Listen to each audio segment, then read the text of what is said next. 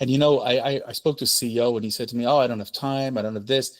I think it was Jeff Immelt from GE who did it, and I saw it after he took over for Jack Welch. He just went to go visit the best customers that GE had. If he could take the time, so can you. Your business's success depends on relationships. Relationships with customers, relationships with employees, and relationships with stakeholders. What do they all have in common? They're all human. Because no matter if your business is B2B or B2C, it's really H to H, human to human. Welcome to the Human Connection Podcast. I'm your host, Carl Ponto. Each week I'll bring you stories, insights, and practical advice from experts that you can apply to your growing company and daily life. This week I'm excited to connect with David Solomon. He is a Fractional Chief Revenue Officer, and he helps SMB owners plan, strategize, and execute entering new markets, generating explosive revenue growth. At the same time, he lectures on strategic revenue generation to MBA students at McGill University. Congrats on helping SMBs enter new markets, and welcome to the Human Connection Podcast. Thank you so much, Carl. So I think it's a great question to ask is, what is the biggest challenge for companies trying to enter new markets in today's world? The biggest challenge, Carl, which is incredible, is where to go. How do I find that new market opportunity? Unfortunately, today we have so much information thrown our way from associations, social media channels, the traditional media, and people use their gut and say, yeah, I think I should go here. I think I should go there. And the challenge is they don't take the time to really research. Does it make sense? Is this the right market? Is this the right timing? And so on and so forth. And then they end up, there's a failure at some kind. And then businesses go, it was a bad market. It was not realizing that there was a different way and a better way of going into those markets. So that's really what I find the number one challenge for businesses today. I think it makes sense because it's almost perceptibly, it seems easier than it actually is with how interconnected things are and how you can automate so many things that, we should just be able to push a few buttons and enter a new market and change the focus of some campaign or whatever and think it's going to work exactly the same without needing to do all the kind of research and understanding the audience and other things that are required to enter a new market successfully. I think people make the mistake of thinking that there's all these tools and automation things will make it possible without having to put in the real legwork and end up tripping over themselves at some point. It's incredible. You're so right. And we use AI today and it's going to be simple. It's going to be easy. But even if you go from state to state, Carl, I mean, you don't have to go internationally. When you think about it, going from California to New York, same country, you're using the US dollar, you have the same federal laws, but the state laws are different. Weather is different. People's buying patterns are different. And so to say copy paste, let's just plug and play, whatever you want to use, it doesn't quite work that way. And so what we tell everybody is before you jump into a new city, a new state, new country, take the time to evaluate. Does this market need what you're providing? Are you solving a problem for them that they really have right now? Do you have something unique enough that the competitors in that market aren't really solving? And please leave price on the side because anybody can knock out price. And does your customer, is it the same type of customer? Because if you want to communicate with them, if you want to reach out to them, if they're so much alike, then the move to the new market should be simpler. But the more they're different from those three questions I just posed, the harder it's going to be to enter that new market, no matter what the media tells you to do or how they say it is, or what your gut tells you. You really got to understand those three nuances, or you might be losing a lot of money in the process.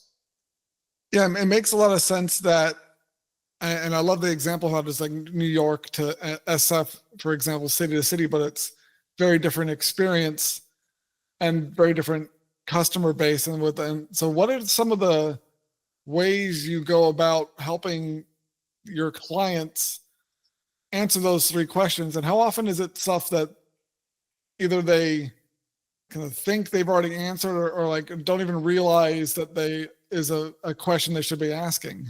Yeah, they actually don't realize it and they think that they already have the answers. And this is the funny part, Carl. And you talked about in your introduction, H to H, and I love that, the human to human. We forgot the second human in the conversation, and the second human is the customer. Did we really validate with the customer what the problem we solved? And I know this is basic marketing or sales or whatever you want to call it, but it impacts all of what we do in business. So if I think this is why someone bought, but never validated it, I have a problem.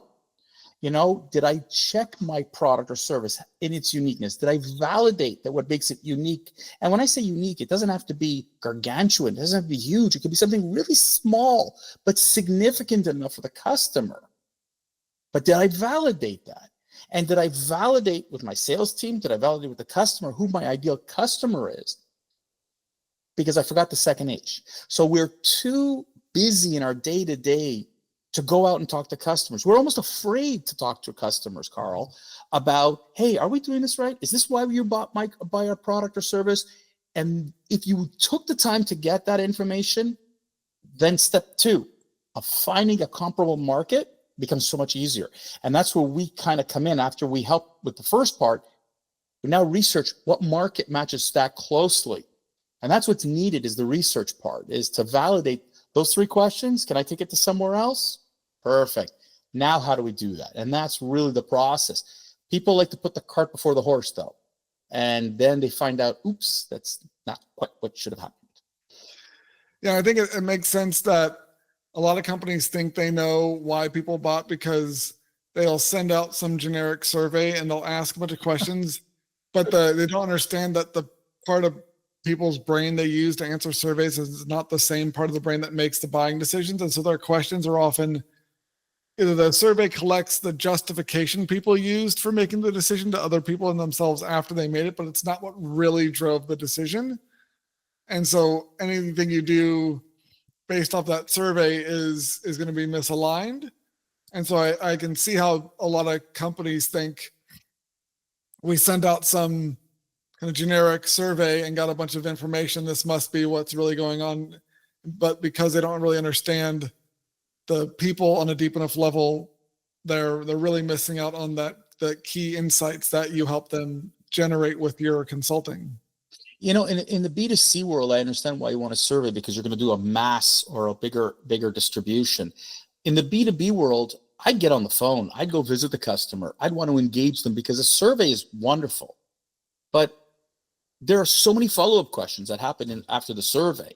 So I would send a survey to my next 20, but my top 20, if I'm the CEO, I want to go out and visit these people. I want to go visit these businesses. I want to validate what I've done. Listen, I get a lot of inside information after how to be better for them, how to do things. So it goes beyond just my growth pattern from a new market. But go and talk to your customers. They will give you so much information. And no, they're not walking away. And no, they're not going to leave you if they really are loyal to you and they really do appreciate what you do and you're distinguished enough for them. And they might say, your customer service is so good, I don't want to go somewhere else, even though I pay you more. So don't worry about it. If you have that kind of relationship, don't freak out. But don't send a cold email to these guys or a cold survey. That's going to hurt your relationship, especially with your best customers. Yeah, and like I was about to say, if you're trying to retain customers and they're your best, the ones you really want to keep around, having your executive team go out and talk with them in person and have that face-to-face in their offices or in their city just demonstrates how much you value the relationship and value them as people. And it makes the relationship a lot more than, oh, you're just another expense for their business that is going to get hacked when they need to trim budgets. It's, oh no, this company gets us, the CEO of this company, we're on a first name basis. We know each other. This is a friend. This is a trusted advisor. There's a lot more to it than what your company is actually doing for them. There's that experience and that bond. And so they're going to stick around a lot more and also be more likely to rave about you to their colleagues and friends and bring in more referrals for your business and be another magnet in your tool belt rather than just another kind of, like I said, line item on an expense report that's going to get axed when they can't justify the expense anymore. Yeah, absolutely. 100%. And I spoke to a CEO and he said to me, oh, I don't have time. I don't have this. I think it was Jeff Immelt from GE who did it, and I saw it after he took over for Jack Welch. He just went to go visit the best customers that GE had. If he could take the time, so can you. Yeah, the I don't have time for that is such a weak excuse, because the point of the CEO is to be like in charge of the vision and the mission and getting everyone on board. And if you're going to lead by example, and you have to, otherwise people are going to start copying your behaviors, and that's going to go all the way through your entire the enterprise if soon enough. It's going to be way more impactful to have the leader go and talk to the clients and show and build those relationships. And you're going to get all your other like sales reps or customer support reps and stuff emulating that example, which is going to elevate their client experience and just make the CEO's job of growing the company and achieving the mission and vision way easier. And that's just, if you don't have time to do that, then why are you supposedly leading this company? Like, what is more important than keeping your best clients coming back for more and happy? And so that's what grows your business. Absolutely. No, I couldn't agree more. And I think you hit the nail on the head there. It's you're the leader, you're the visionary. Now, I hear in the back of my head, like a bunch of salespeople said, oh, I never want my owner to come out with me. He doesn't know, or she doesn't know how to talk to customers and whatever. Don't worry about it. Really don't worry about it. They care about their business. They're going to care about your customers. Yeah. And it's even just if they're not like they're the entire like meeting, but like if they're there, like, and they are connecting and have some FaceTime for at least part of it, that's then handed off to like the sales team or other people. Mm-hmm. That's fine. But just the fact that they got on a plane and flew out there and went to go visit people and shook hands and had lunch or did like something that's a relationship building event or relationship building act that humans do in a B2B sense is such a breath of fresh air for so many people that it's going to be enough to move the needle in a significant way, simply because most of their contemporaries, most of their like kind of constituents or like the kind of similar level people at companies aren't doing that thing, which is sad, but it's why it's so effective to do, is because you'll be the one that stands out from all the competitors. Oh, well, we just got this offer from a competitor, but they haven't showed up at our office to take us to lunch, and these guys do. And we love our experience here. We're not going to be wooed away by a month discount with these other guys. I know we're talking about international expansion, but it reminds me of what you just said. It reminds me of an airline commercial, and I think it was United. I'm going back a long time, where the business owner came up to his whole sales team and said, we just lost our biggest customer. We're not connecting with our customers. Get on a plane. And he hands out plane tickets to everybody. And everybody turns as he walks away, people are asking, where are you going? He goes, to fly to go visit that big customer to get them back. And I think that just, I never forgot that commercial, and I'm probably going back to the 80s with it. But that's the mindset that business owners have to take, whether you're talking about their current market or even a new market. Because when you go into a new market, you should also be involved.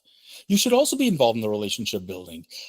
Go meet associations, go meet potential customers, go into those new trade shows, go wherever you can, go meet people. This is still, you call it human to human. We do business with humans, not machines.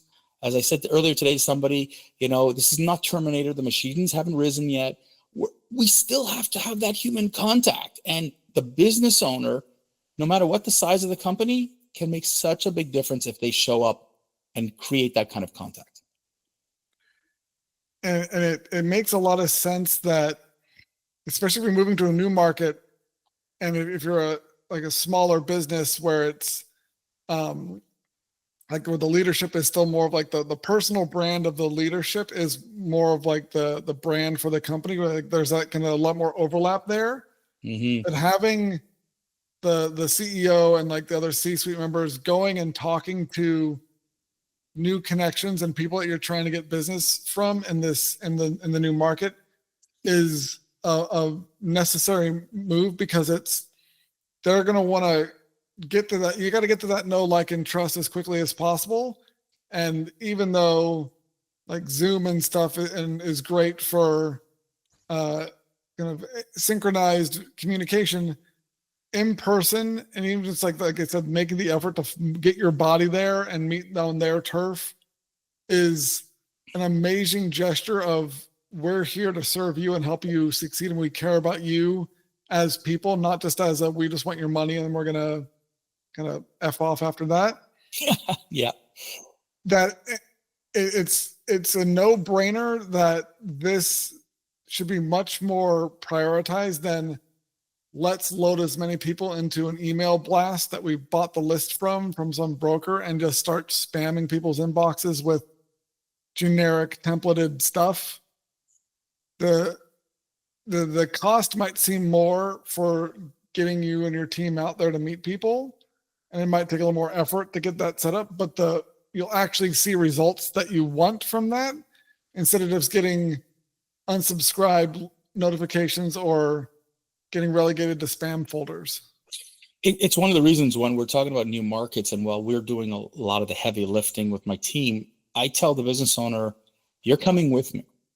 Like I can go meet people, but this is your company. This is your product, your baby, your whatever. So it is involving the business owner. And even if you're a 15, 20, $25 million company, it really doesn't make a difference. And although the majority of companies today are under 5 million, I mean, the large majority of that, it should be in your DNA. It should be in your mindset. Let's go meet the people, even in the new market. And you'll get a lot of great information, a lot of insight. But when they're ready to buy from you, they're buying from you. It's not some cold email. And cold emails don't work. When you go into a new market like that and whatever, it doesn't happen right away. You can't spam a market with cold emails saying, we were great over here. Now you should buy us because we're over here. It completely is lost. Yeah, because when you go out and meet people in person, and especially if you're getting like introduced to people, like with the referrals, there's a transfer of trust that happens. Right. But when you go into a new market, it's hard to get that trust transfer if you just talk about how successful you are in a market that's not the same one. It's like, well, we're not them. We don't identify as that market. And like we might even have some like rivalries or kind of like some that sports team is the rival of ours. Well, I'm gonna just like there's all sorts of reasons why that people are gonna have not want to work with you, and they're most likely to be irrational stuff. But it's still like that's how humans make decisions. And so until you get out there and meet people, and there's a lot of great. I mean, I've had people on the show like Megan Martin, name drop here, who she helps set up events for businesses to do this sort of like, we're going to go talk to people in an area and do like a little town hall thing and like get to know our clients or like a new market, like helping people meet in person in these smaller venues that in today's day of kind of digital everything and all this markets of like, just again, the act of going out and meeting with people in person in their neighborhoods and listening face to face where they can see that you're not checking your phone. You're seated across from them at a table or at like an event like that goes way further in advancing your business's interest in that area than just spamming or kind of over digitized communication. So it makes a lot of sense that there's a big need for the sort of services you provide here, David, with moving into new markets, because it's deceptively, people think it's easier than it really is, and it's way easier just to alienate a bunch of people and have your efforts crash and burn, and then you don't really understand what goes wrong until it's already smoldering in front of you. Now, people, it's just too easy today. Email, delete. Shut off your notifications, block them off. When you do human to human contact, like I said, it's just very hard to turn that off. And look, when you go into a new market, you're not the incumbent. Someone else was there before you. Someone else has got the market. Someone's the leader. You're not the leader in that market. I don't care who you are. So just because you came in doesn't make you king. All right. And we've seen this in many different, experiences where companies have gone into this new market and thought, Target came to Canada, for example, and thought, oh, we're Target. We're going to be great. They were bankrupt in, I think it was 18, 24 months. I can't even remember how quickly they went. So don't rely on your reputation in your current market to carry you the whole way. You need that reputation to be built up in that new market, or you're out. Yeah. Well, thank you so much for connecting with me today, David. If you enjoyed this episode of the Human Connection Podcast, please like, leave a review, and share it. If you'd like to connect with myself or David, check out the links in the show notes. And remember, no matter if your business is B2B or B2C, it's really H to H, human to human. Happy connecting.